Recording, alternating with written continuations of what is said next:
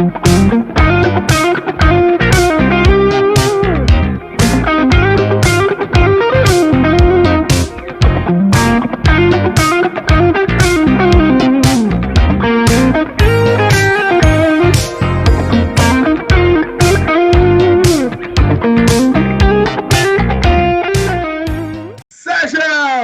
bem-vindos a mais um Série D no Detalhe, com cenário novo, mas o mesmo programa de sempre, no seu 11º episódio do ano de 2021.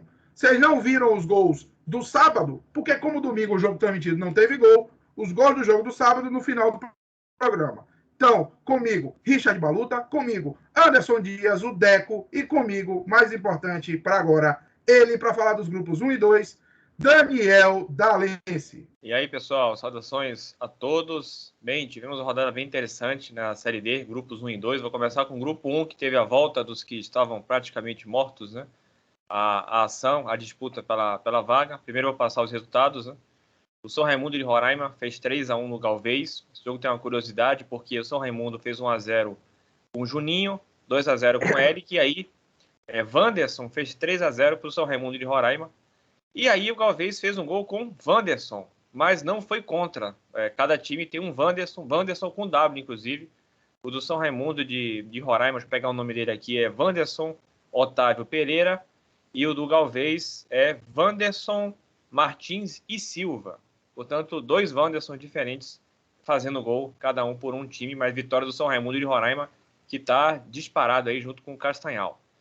Depois tivemos o Fast conseguindo tirar a barriga da miséria. É um time que eu falei que estava praticamente indo para a eliminação, sem conseguir entrar na briga, mas venceu o Gás por 4-0. 2 gols de Charles, um gol de Alexandre e outro gol de Wendel. Esses 2 últimos nos acréscimos, quando já tinha tido um jogador expulso, o Gás, o Bruno Saul, havia sido expulso. Então 4-0 para o Fast, que volta para a briga, daqui a pouco eu vou passar a classificação.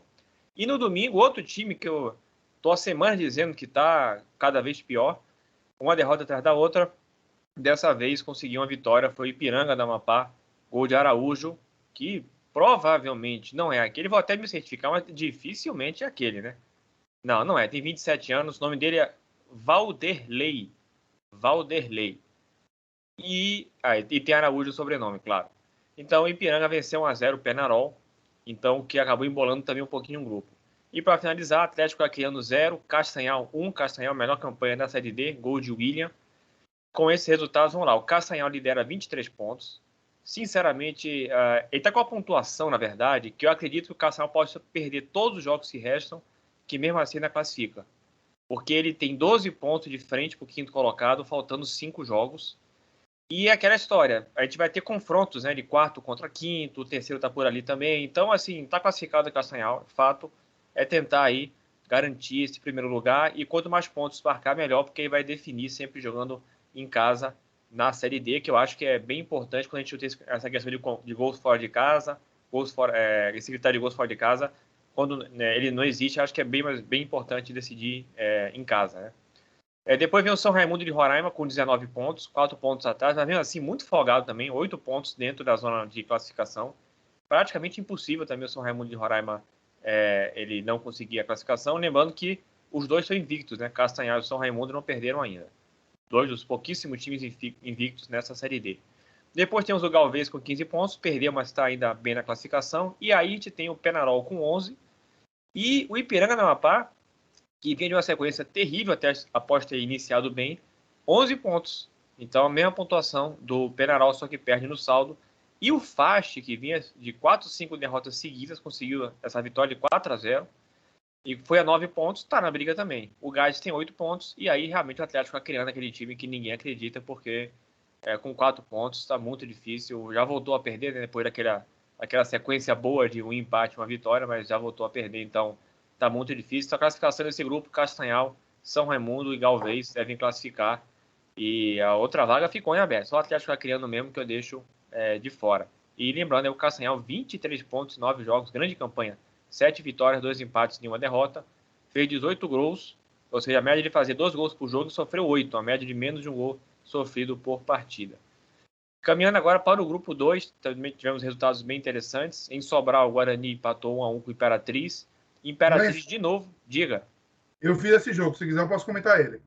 Pode comentar, que teve de novo o gol do Jones Maranhão, né?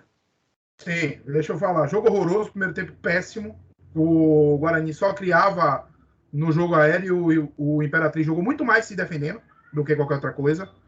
No segundo tempo, um cruzamento despretensioso. O goleiro Theo, dá pra dizer que frangou. Ele soltou a bola no pé do nosso Jones Maranhão, o Jones Starlone, que botou pra rede. E aí ficou aquela coisa, né? O Imperatriz se fechou, tentou jogar no contra-ataque. E o Guarani, que já no primeiro tempo só levava perigo no jogo aéreo, intensificou isso. E até que a estrela do técnico, né? Ele botou o Ari Cris, no primeiro lance dele na bola, Raí faz uma boa jogada na esquerda e cruza, o Ari Cris bate a bola na canela dele, mas entra, sai o gol de empate, consegue o empate. Foi literalmente o primeiro lance dele, já aos 40 do segundo tempo, 1-1. Mas 1-1 que foi ótimo para um time que perdeu no grupo, né? Antes de passar só a palavra de novo para Daniel, o comentário do nosso parceiro que também fez o jogo com a gente, o Natanael Neto. O jogo no estádio do Junco, em Sobral, envolvendo Guarani e Sobral, segundo colocado no grupo A2 do Campeonato Brasileiro da Série D, e o Imperatriz, o Cavalo de Aço, terceiro colocado nesse mesmo grupo, estava cercado de grande expectativa, porque são duas equipes que estão muito bem no campeonato, vêm de boas vitórias. O Guarani tinha vencido todos os jogos em casa, o Imperatriz já estava 6 jogos sem perder. O Imperatriz teve que enfrentar vários problemas antes da partida. Uma longa viagem de Imperatriz até Sobral de ônibus, viagem bastante cansativa, e ainda depois teve negado a permissão para treinar em campo de Sobral. Então teve que treinar ali no estacionamento do hotel. O jogo às 15 horas da tarde em Sobral, sob um sol quente, com temperaturas de 36 graus ou acima. Então, um jogo bastante desgastante, que prejudicou bastante o espetáculo nesse jogo da Série D. Tivemos, no primeiro tempo, poucas chances de gol. O time de Sobral tomou iniciativa mais do ataque, mas também não conseguiu criar muito. E o time de Imperatriz se defendeu bem, teve uma postura defensiva e conseguiu neutralizar a maior parte das ações de ataque da equipe do Bugre. Já no segundo tempo, a equipe do Imperatriz veio um pouco melhor e conseguiu no lance quase fortuito abrir o placar. Um cruzamento despretensioso ali na pequena área, o goleiro Theo espalmou a bola para frente, bateu roupa, e o atacante John Maranhão, que o nome dele é John Starlone Dias, marcou o gol, e para a alegria da equipe do Imperatriz, o Cavalo de Aço abriu o placar logo no início do segundo tempo. Com isso, a equipe do Cacique do Vale, Guarani de Sobral, partiu para cima, desesperado para não perder em seus próprios domínios, e começou a atacar. O técnico Vladimir Jesus colocou em campo mais atacantes, como foi o caso do Wigley e do Oliveira, e mais tarde do Ari Cris. O Ari Cris que marcou o gol somente aos 40 minutos, quando o Raí cruzou na pequena área e o Ari Cris marcou o gol que deu o empate nesse grande jogo da Série D do Campeonato Brasileiro. Com esse empate, o Guarani Sobral continua na segunda colocação, atrás do 4 de julho, e a equipe do Imperatriz, do Cavalo de Aço, continua em terceiro lugar e está invicto a 7 jogos. Faz uma temporada surpreendente. Sua última derrota foi para o 4 de julho, lá em Piripiri, no dia 12 de junho. Beleza, bem. Então, como vocês viram aí, esse empate, o Guarani Sobral e Imperatriz. O Guarani Sobral de novo fazendo um golzinho no final, né? Importante para eles. Consegue esse empate e tanto ele quanto a Imperatriz estão caminhando aí para classificar. Depois tivemos, assim, esse grupo aí é nomes conhecidos mesmo, que a gente já está acostumado a ver semana após semana. Porque o Motoclube venceu 1-0 o 4 de julho, gol de Ted Love Já havia falado dele em outros programas, em especial também na semana passada. Gol de Ted Love, esse não passa Pix, passa só o Ted, mas é eficiente. Fez o golzinho dele, 1-0, vitória do Motoclube, que vai ganhando 1-0, 1-0, 1-0, mas não convence, mas vai empurrando com a barriga. E ainda no sábado tivemos Tocantinópolis 0, Juventude 1, gol do Christian Anderson. Esse nome meio dinamarquês, mas com certeza é brasileiro. Ele fez o gol da vitória contra o Tocantinópolis por 1-0. E é mais um jogo que ele faz, né? Ele tinha feito 2 gols na partida, depois fez um, agora faz mais um. Tá fazendo um gol atrás do outro, ninguém segura o Cris. Todo mundo adora o Cris lá em São Mateus, do Maranhão. E no domingo, Paragominas e Palmas empataram em 1-1. O Deilon fez 1-0 para o Paragominas, mas o Cho empatou ainda no primeiro tempo de pênalti, o histórico Cho, acho que talvez tenha doces lembranças do torcedor do Atlético Mineiro, empatou 1-1 com o Paragominas. Paragominas está titubeando bastante, hein? É um time que a gente apostava, de repente, a ter uma sequência bem ruim de resultados contra times que não são tão fortes assim. Na classificação desse grupo, temos agora o 4 de julho, né? Ele manteve-se, na verdade, na liderança, tomou a liderança na rodada passada do Guarani de Sobral, tem 17 pontos, o Guarani de Sobral tem 16, deu uma titubeada agora nos últimos jogos. O Imperatriz vem muito bem, não perde há muito tempo. Na verdade, o Imperatriz só perdeu um jogo no campeonato inteiro, né? Tem 14 pontos, assim, tá? Ele ganha, empata, ganha, empata, ganha, empata. O ritmo vem sido esse. Motoclube vem decepcionando, mas sair com 12 pontos, mais uma vitóriazinha apertada. O Juventude Samas, que estava lá para baixo, né? Tinha apenas 7 pontos, ganhou 2 jogos seguidos, chegou a 12 pontos. O Paragominas começa a ficar para trás, né? Com 10 pontos, era uma aposta que eu fiz para classificar. Começou a ficar para trás, com resultados bem preocupantes. Depois temos o Palmas, com 8 pontos. Palmas conseguiu um empate. Palmas tinha aquela sequência desastrosa de derrotas na Série D, somando com o ano passado. Até que ele ganhou um jogo, empatou outro. Aí teve uma derrota normal, mas depois conseguiu mais uma vitória. Agora mais um empate. Está reagindo, mas eu acho que talvez seja um pouco tarde, né? E o Tocantinópolis com 7 pontos. Esse daí, sinceramente, desceu a ladeira e chegou a estar em terceiro ou quarto lugar, mas não ganha muito tempo. Na verdade, tem uma vitória só no campeonato, que foi lá para, acho que primeira, segunda rodada, não me recordo agora, mas foi muito tempo. O Tocantinópolis também parece que vai fazer figuração, assim como o Palmas. Então, um grupo que está bem mais equilibrado, não dá para cravar ninguém classificado e também não dá para cravar ninguém eliminado. Mas o Tocantinópolis e o Palmas acho bem difícil que eles avancem. Muito bem, vamos agora descendo para o Nordeste, né? Grupo 3, começando com o sábado, 3 jogos no sábado. Primeiro deles, o América de Natal buscando o empate contra o 13. No primeiro tempo, que os paraibanos jogaram muito melhor, o único gol de Anderson Gindré, já tinha feito gol rodada passada, fez bonita jogada individual, tocou na saída do goleiro 1-0. Teve um gol anulado também, se você for olhar os melhores momentos, tem um gol anulado do 13 no primeiro tempo, então poderia ter sido ainda pior para o América. Para o América. No segundo tempo saiu 2-0. Eu de cabeça num cruzamento de escanteio, fez o segundo. Só que aí ele começou o show dele. É a volta dele, a volta do Messi Black.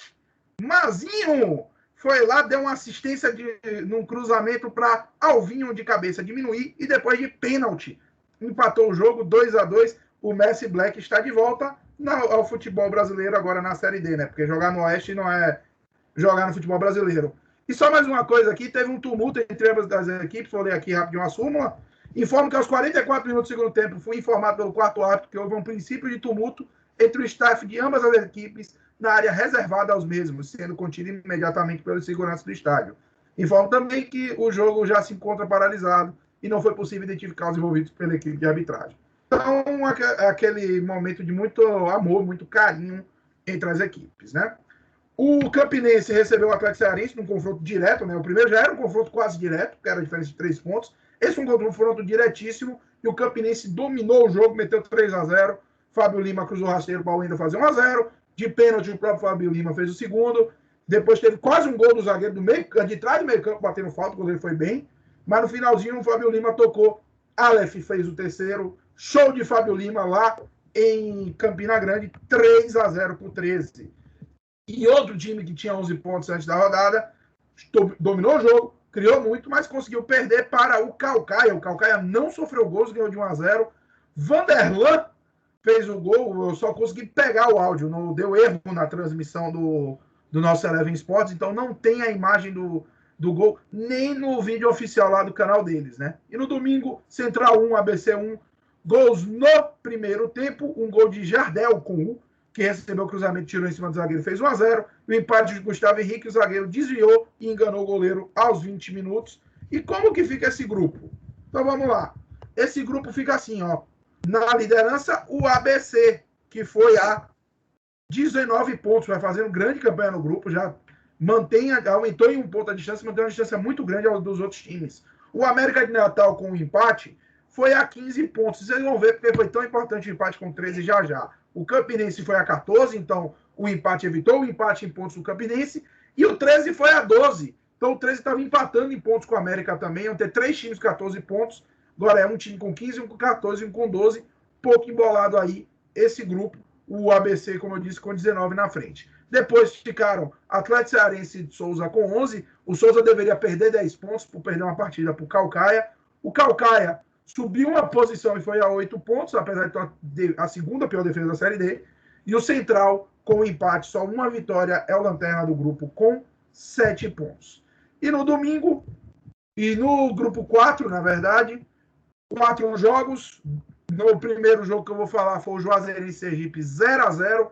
Juazeirense vinha jogando bem, teve um jogador expulso no primeiro tempo, o zagueiro Wendel, e mesmo assim foi quem criou mais. Ainda assim, não saiu do 0-0, um resultado que acabou sendo bom por causa de outro jogo. Primeiro eu vou falar do jogo do zumbi do grupo contra um que está tentando sobreviver, né? O Atlético de Alagoinhas bateu o Muricy por 1-0, teve um jogador expulso, o Irã fez um carrinho muito feio na lateral, mas 6 minutos depois, Jean converteu o pênalti, fez o único gol do jogo. O Atlético de Alagoinhas vence a segunda em cima do Muricy e tenta se aproximar do G4. No domingo, esse jogo também foi no sábado. No domingo, primeiro o jogo que deu a lógica. O Retrô venceu o Asa por 1-0 com o gol de Michael Félix, que driblou o goleiro e tocou pro gol vazio. E depois, o mesmo Michael Félix foi expulso por dar um carrinho muito forte, foi um lance bem feio dele.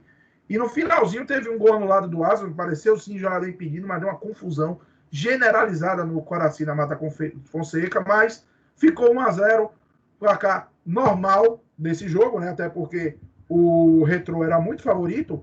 E pela primeira vez um time de fora do G4 venceu. Antes a súmula do Asa e Retrô, saliento que ao deixar o campo de jogo o atleta expulso chutou a placa da CBF, o Michael Félix.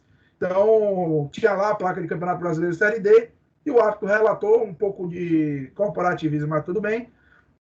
E também teve a expulsão do treinador de goleiro da equipe do Asa, que adentrou o campo e soltou isso aqui pro árbitro. O senhor é um ladrão safado, acabou de fuder meu time e anulou o gol no último minuto. Tem que se fuder mesmo. Então, muito amor, mas ficou em 1-0. E o resultado surpreendente da rodada. O Itabaiana recebeu o Bahia de Feira lá no Etelvino Mendonça, o Itabaiana, que é o vice-líder do grupo, e perdeu. O primeiro time de fora do G4 venceu um time do G4. Vitória de 2-1 do Bahia de Feira. O Bahia de Feira abriu o placar com um gol de cabeça de Dionis. Aquele Dionis, quem conhece futebol baiano sabe do que eu estou falando. Depois, o goleiro Bahia de Feira, que é o Alan, espalmou um chute para frente.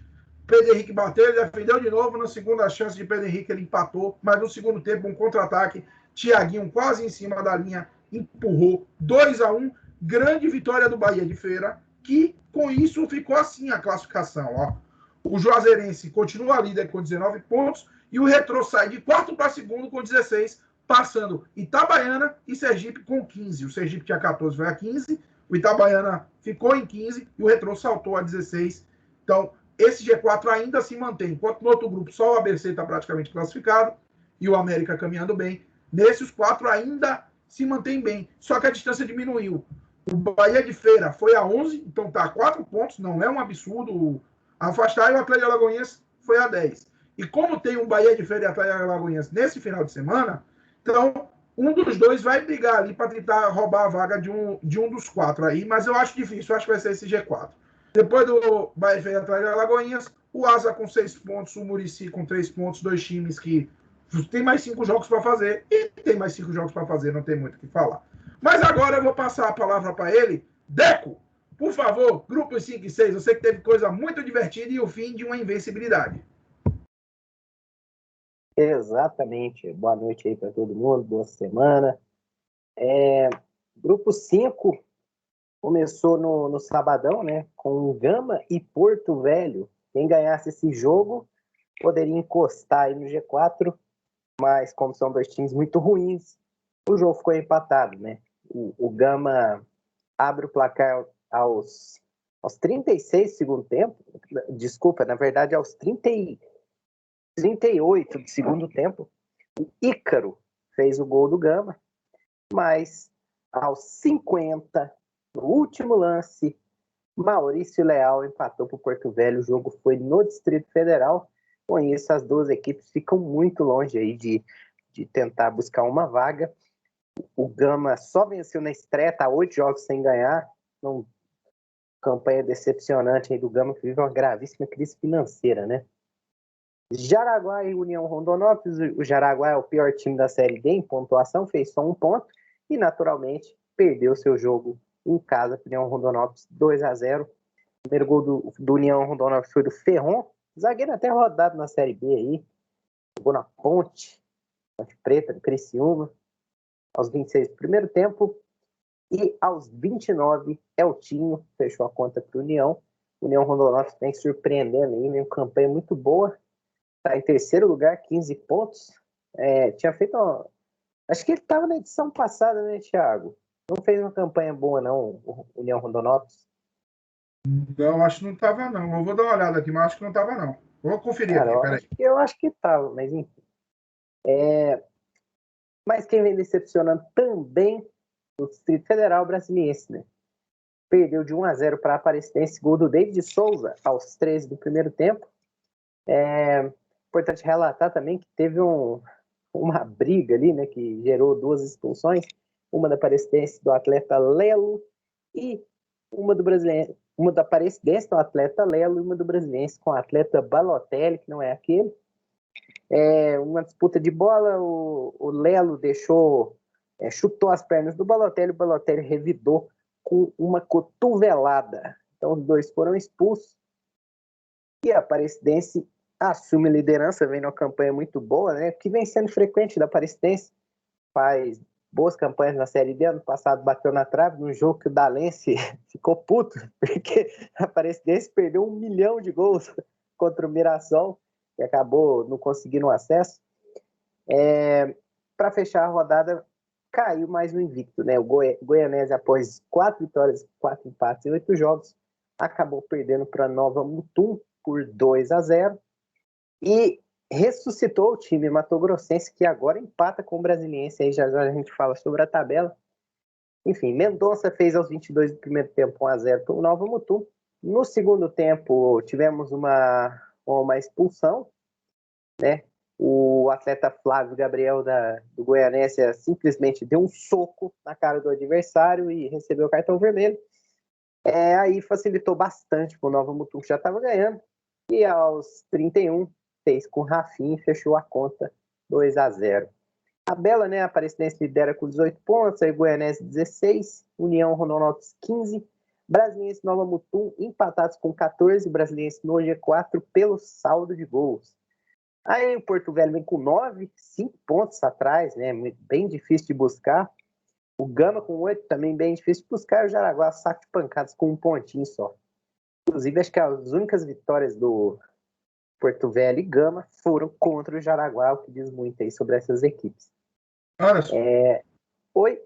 Confirmando, estava assim, foi lanterna do grupo 5, União, e eu posso garantir o Gama, venceu na primeira rodada do Jaraguá. Sim. Sim, esse jogo eu lembro, foi até fora de casa. Deixa eu ver aqui a vitória do Porto Velho.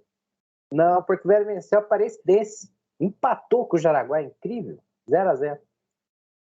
Mas vamos para o grupo 6. Grupo 6 que, né, tem o dono absoluto, né?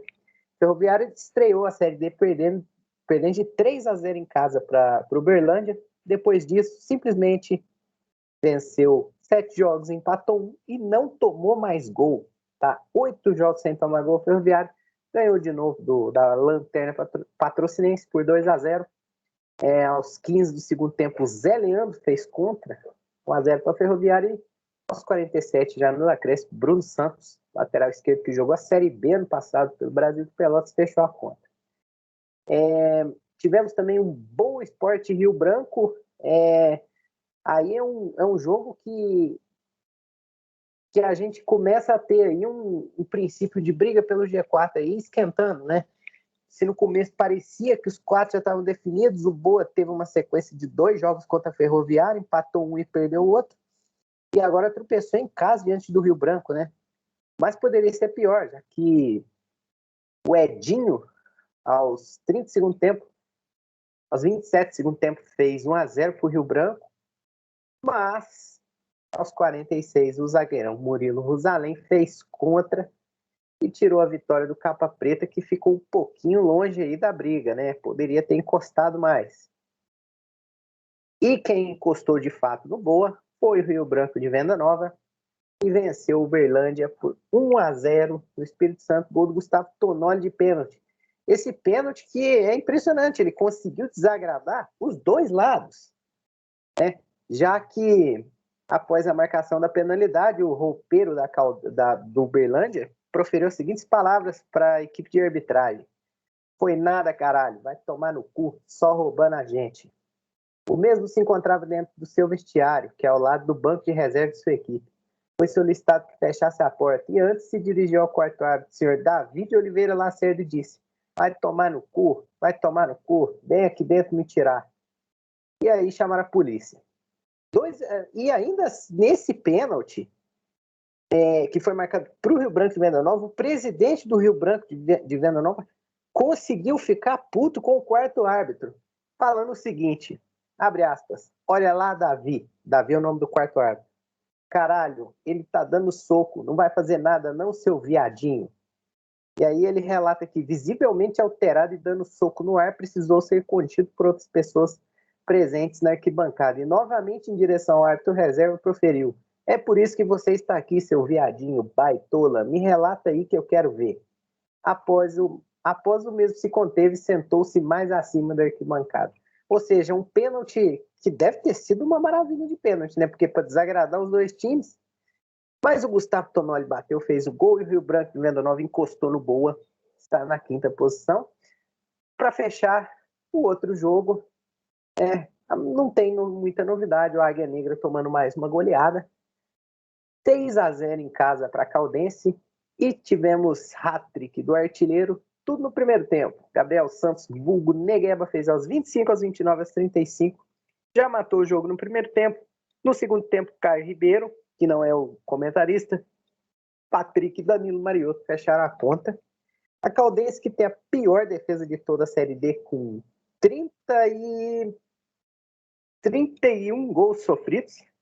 E também é o time que mais tomou cartão vermelho, tomou 6. Ainda assim, não é o Lanterna. A Águia Negra goleou Patrocinense, que consegue ser pior que a Águia Negra. É um grupo muito discrepante, né? Enfim, Ferroviária líder 22 pontos, já classificado, deve ficar em primeiro, só passeia nesse grupo. Caldense com 17 pontos também bem encaminhado, aí vem uma briga boa, né? Uberlândia com 15, o Boa com 13 e o Rio Branco de Venda Nova com 13. Os próximos confrontos podem dizer bastante coisa aí. Na próxima rodada a gente tem o Uberlândia e Boa, um jogo que pode tirar um dos 2 do G4. E também temos o clássico capixaba entre Rio Branco e Rio Branco, né? O Capa Preta tem 9 pontos, né? Esse empate que eles tomou nos acréscimos aí deu uma afastada ali do G4, mas ainda assim são só 4 pontos, né, de diferença.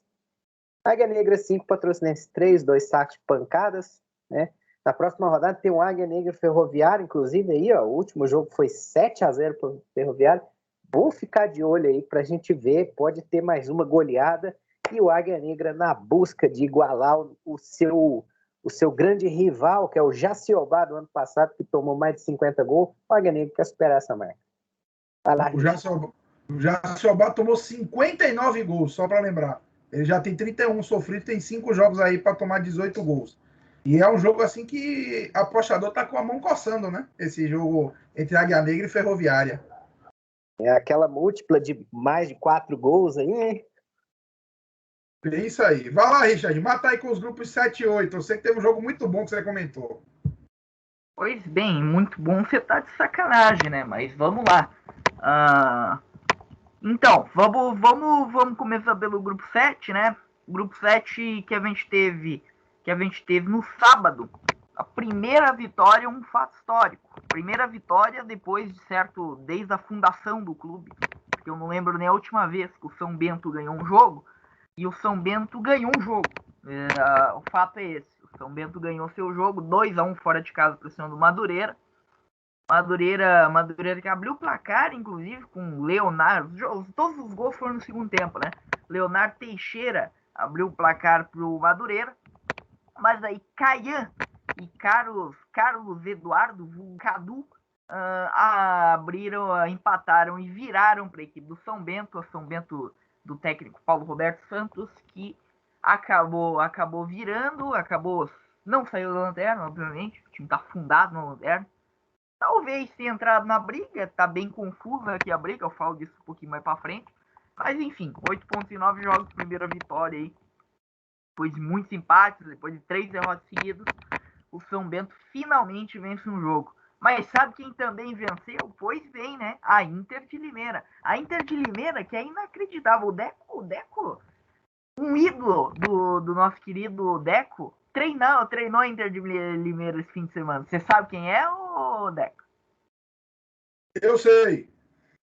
Eu tenho medo de saber, mas eu sei que o Roger é o diretor de futebol da Inter de Limeira. Será que é ele que treinou? Foi ele mesmo. Exatamente, meu amigo. O que acontece em todo clube, né? Bem organizado, inclusive. Que aconteceu, né? Foi embora o nosso querido Diego Coelho, não tem o que contratar, eles olharam pro Roger e falaram, vem cá, meu querido, você vai assumir. E foi ele, estreou pelo pé direito, pelo jeito, né? 1-0 pra Inter de Limeira, gol do Guilherme, pra cima do Boa Vista. O Boa Vista que, olha, Boa Vista, assim, matematicamente ainda tem chance, tá? Só 3 pontos. Mas eu acho que, realisticamente, eu acho que o Boa Vista não classifica mais não, hein? Boa Vista... Só pra constar, o pé direito do Roger era o ruim, viu? E o esquerdo era bom, era? Não, ele era destro. Boa Vista, mas... Oi? Só para lembrar, a última vez que eu vi isso acontecendo no clube foi com Dejan Petkovic, que era diretor de futebol do Vitória, virou treinador, depois virou consultor de futebol e foi demitido. Não, o Petkovic, eu acho que ele foi presidente, ele foi treinador, ele foi diretor de futebol, ele fez várias coisas lá no Vitória. A última vez que eu vi a situação foi no São Paulo, cara. São Paulo, eu lembro que teve uma situação semelhante com o Dorival Júnior e o Mancini. Mas, enfim, seguindo aqui, né, para a Série D, seu mancinismo, a Série D, o Boa Vista que tá numa... O Boa Vista acho que não classifica mais, sendo bem sincero. Boa Vista vem de... Cara, o Boa Vista nos últimos 5 jogos, o Boa Vista perdeu 4 seguidos e empatou 1. O Boa Vista que vinha bem o Boa Vista, inclusive, acho que era uma das equipes que eu apostava que passasse aí desse grupo. E tudo indicava isso, pelo menos no início da competição, mas parece que a coisa desandou feia lá no Bacaxá. E o Boa Vista perdeu mais uma. O Boa Vista perdeu mais... O que fala, Thiago? Você apostava no Boa Vista, né, bicho? Por que será que ele desandou? Agora eu lembrei do diabo do vídeo da refletor. O Boa Vista... Não, mas o Boa Vista, falando sério, o Boa Vista começou bem a competição e desandou, né? Desandou mesmo e a maionese desandou, digamos assim. Expressão aquela bem antiga e acho que não dá mais pro Boa Vista. Por outro lado, a Portuguesa tá bem pra caramba, né? Portuguesa, a Luz aí, empatou em casa, tropeçou, né, pra cima do Bangu. Eu já falo a situação inusitada do Bangu também. Mas a Portuguesa aqui, lá no Canindé, abriu o placar aos 20 minutos do primeiro tempo com o Patrick. E daí no segundo tempo teve um pênalti. E o Denilson Alves converteu para cima para a equipe do Bangu. Ainda teve o inusitado fato do Diego Jussani ser expulso. O Diego Jussani que fez uma pequena agressão para cima do atleta do Bangu. E ficou nisso, com 1-1. Portuguesa que está com 16 pontos, é líder absoluto do grupo. E o Bangu é inacreditável, né? O Bangu que não ganhava nenhum jogo, sabe? Desde os tempos que Castor de Andrade mandava por lá. E daí, de repente, o Bangu engatou uma sequência sensacional. O Bangu, nos últimos 4 jogos, são 2 vitórias e 2 empates. e agora empata fora de casa, podendo ter vencido, inclusive, para cima da líder da competição, e tá firme e forte para brigar. Outra equipe inusitada é o Cianorte, né? Cianorte que também não ganhava de ninguém, empatava com todo mundo, agora resolveu ganhar, não antes de empatar de novo essa rodada, né? Empatou, Cianorte aí ainda esquece. Cianorte é engraçado. O Cianorte tem uma derrota na competição, mas eles têm 6 empates e 2 vitórias. É o time que mais empatou nessa Série D. E o Cianorte empatou de novo com a equipe do Santo André. Abriu o placar com Pelezinho, que obviamente eu acho que não é o filho do Pelé perdido lá em Cianorte, né? Não sei também. Então, se alguém tiver essa informação, talvez seja. Sei lá.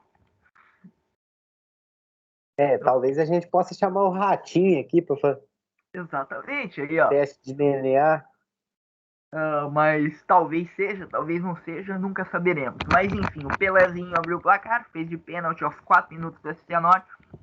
Cianorte, aí no primeiro tempo sofreu empate, né? Paulo Vitor fez um bonito gol, inclusive, para a equipe do Santo André, aos 27. No segundo tempo, Denis Germano foi expulso para a equipe do Santo André.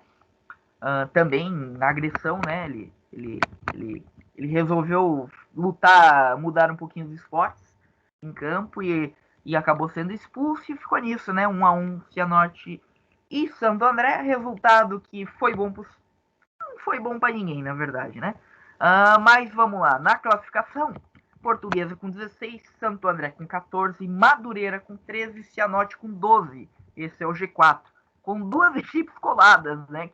Duas equipes improváveis coladas, inclusive, que é o Bangu com 10 e a Inter de Limeira com 10. Estão ali na cola do Cianorte e do próprio Madureira para disputar essa vaga ali. E daí tem o Boa Vista em queda livre com 9 e o São Bento com 8, que não sei. São Bento ganhou um jogo, mas não sei. Talvez brigue. Matematicamente ainda tem chance, faltam 4 rodadas. Mas eu acho também pouco provável. Mas vamos lá pro grupo 8. Grupo 8 que tivemos muitos empates. Seguindo a escrita do grupo 8, que são jogos maravilhosos do grupo 8. Vamos começar o bom resultado da equipe da Juventus de Jaraguá para cima do líder Cascavel, né? Juventus de Jaraguá que fez líder tropeçar, o Cascavel que foi a Jaraguá do Sul, lá no estádio João Marcato, e abriu o placar com Robinho de pênalti no primeiro tempo, aos 15 do primeiro tempo. Mas daí Matheus Gomes acertando um bonito chute, fez aos 24, empatou para a Juventus que depois pressionou o jogo todo. Sendo bem sincero, a Juventus de Jaraguá faltou um pouquinho de sorte, poderia realmente ter vencido o jogo. Um time que melhorou consideravelmente nas mãos do Tuca Guimarães, que assumiu lá no lugar do treinador, antigo treinador, o Pingo, né?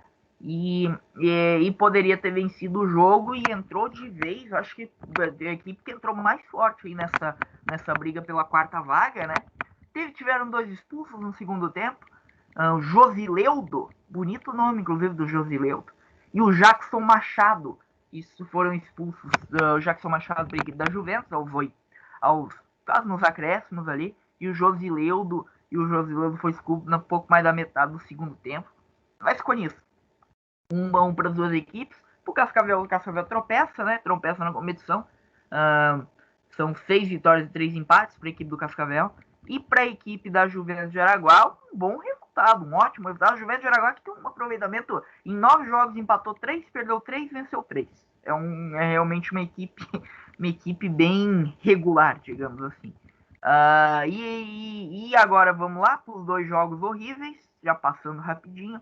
Esportivo de Bento Gonçalves e Marcílio Dias, aquele jogo que causou muitos suicídios, provavelmente, porque o jogo foi horroroso. Acho que a pessoa preferia tomar um tiro na cara ao ver esse jogo, porque, pelo amor de Deus, certamente tem alguém aí em algum país ditatorial no planeta aí que vai usar esse jogo como forma de tortura, de tão ruim que ele foi. Vai botar assim, o que eu vou fazer hoje? Preciso arrancar uma informação, vou te botar a assistir Esportivo e Marcílio Dias. E daí o outro jogo também foi Caxias e Joinville. Caxias que poderia ter vencido o jogo. Fica a corneta aqui. Teve um lance no primeiro tempo, logo no início do primeiro tempo, vai ficar aos 14. Eu que fiz esse jogo no nosso canal com o Jota. que o Rafael, o goleiro do o Rafael Jacques, o goleiro do Joinville, ele entrou muito com a bola. Tipo, entrou muito. Ele pegou a bola, ele se atrapalhou e entrou assim, tipo, escandalosamente com a bola para dentro do gol e o juiz simplesmente ignorou. E o Caxias também não jogou grande coisa, muito pelo contrário. O Joinville engoliu o Caxias. Poderia realmente ter vencido, teve bola na trave, teve vários lances que o Marcelo Pitol acabou salvando a equipe do Caxias e ficou nisso, né? 0-0. Primeiro tropeço do Caxias em casa, inclusive. Caxias que tinha uma campanha de 100% de aproveitamento lá no Centenário, tropeça para cima do Joinville, que segue invicto. O Joinville segue sendo uma das 4 equipes da competição, junto com o Cascavel, com o Castanhal e junto com mais alguma equipe que eu não lembro agora. São Raimundo e Juazeirense. Isso. O São Raimundo e a Juazeirense, o Thiago me corrigiu, os 4 são 5, na verdade. E junto com essas 5 equipes que seguem invicta. E agora vamos pro troféu Parabéns do fim de semana. Parabéns para a equipe do Aimoré, que conseguiu perder para o Rio Branco do Paraná e dar adeus totalmente, na minha opinião, a chance de classificação. O Aimoré foi lá no estádio Estradinha, lá em Paranaguá, e conseguiu a façanha. Parabéns pro Aimoré. Perdeu para a equipe do Rio Branco. O Rio Branco tinha 3 pontos só na competição, agora tem 6. Mais uma vitória da equipe do Rio Branco, a primeira vitória, inclusive, da equipe do Rio Branco, e provavelmente talvez seja a única. Não acho nem um pouco improvável isso acontecer. Gol de Renato fez para a equipe do Rio Branco, já no segundo tempo. Renato que está aparecendo aqui, talvez o Dé conheça, porque ele é ex-esporte, ele é um zagueiro que tá com a camisa do esporte, que ele deve ter passado em um período da vida dele pelo esporte. Mas enfim, ele fez pro Rio Branco o único gol se o Deco não conhece, eu tenho até medo do atleta. Mas enfim, foi o único gol do Rio Branco nessa partida. O Rio Branco não teve muitas alterações, né? Talvez tenha, né? Encostou no Aimoré ali na tabela de classificação. E somou seus primeiros 3 pontos na competição. Primeira vitória do Rio Branco aí na competição. E vamos lá, passando a classificação. Cascavel com 21, líder absoluto, pode inclusive classificar na próxima rodada. Joinville com 17, também pode classificar na próxima rodada. Pega o próprio Rio Branco na Arena Joinville, se depender dos resultados ali, né? Joinville pode já garantir sua classificação. Caxias com 13, Juventus de Araguá com 12, fecha o G4. Daí tem o Marcílio Dias com 10, o Esportivo com 8, o Aimoré com 7 e o Branco com 6. Eu acredito que vai ficar a briga ali, talvez por posição, enfim, ali até por vaga entre Marcílio Dias, Juventus de Araguá e Caxias, né? E lembrando que na próxima rodada tem um confronto direto, mas muito direto por vaga, que é Marcílio Dias e Juventus. Quem ganhar, se o Marcílio Dias ganhar, o Marcílio Dias ultrapassa a Juventus entrando no G4. Se a Juventus ganhar, o Marcílio Dias já pode se preparar, porque é bem difícil que classifique, né? Vai ficar um pouquinho distante ali no G4. E o Marcílio Dias, que informação? Marcílio Dias, que o Carlos Alberto Tec, que é o treinador do Marcílio Dias, agora de noite ele pediu seu desligamento, seu afastamento, na verdade, das funções de treinador por problemas de saúde. Aí não, o clube não especificou bem, mas quem assume é o auxiliar do Marcílio Dias. Mais um problema para o Marcílio Dias, né? Ele vai ser treinado pelo auxiliar do Teco aí nas próximas rodadas. E bem, é isso. Fechamos aqui. Primeira coisa, o problema de saúde dele é treinar o Marcílio Dias, pelo jeito. Segundo e mais importante, vamos passar aqui as estatísticas da Série D. A melhor campanha virou uma campanha só de novo. O Castanhal tem 23 pontos e tem a melhor campanha da Série D.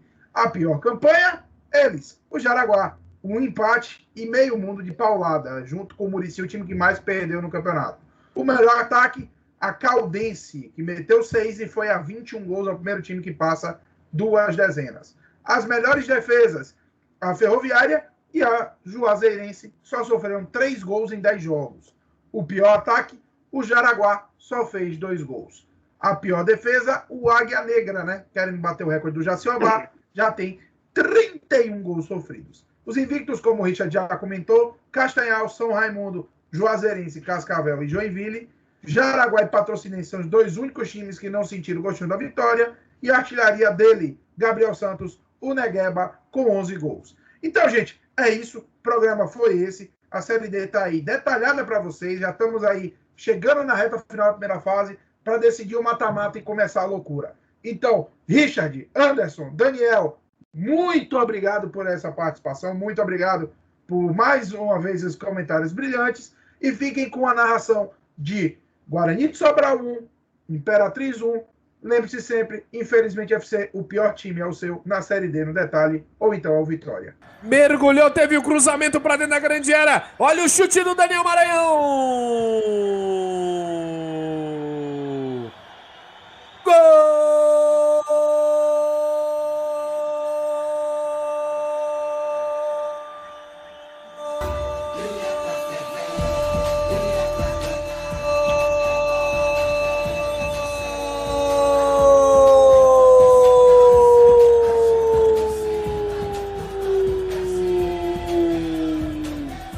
Do Imperatriz, 9, a camisa dele, barbante pra ele. John Maranhão é o nome da emoção do futebol. Quando eram jogados 9 minutos dessa segunda etapa de jogo, depois de um cruzamento para dentro da grande área, o Theo bateu roupa, sobrou para John Maranhão cutucar e soltar o canudo para o fundo das redes. Agora, no placar do Infelizmente FC, junto com narradores brasileiros, está assim: o Imperatriz tem 1, John Maranhão, e o Guarani tem 0, Thiagão. E vem a equipe do Imperatriz, bola, ali na pequena área, olha o gol! Gol!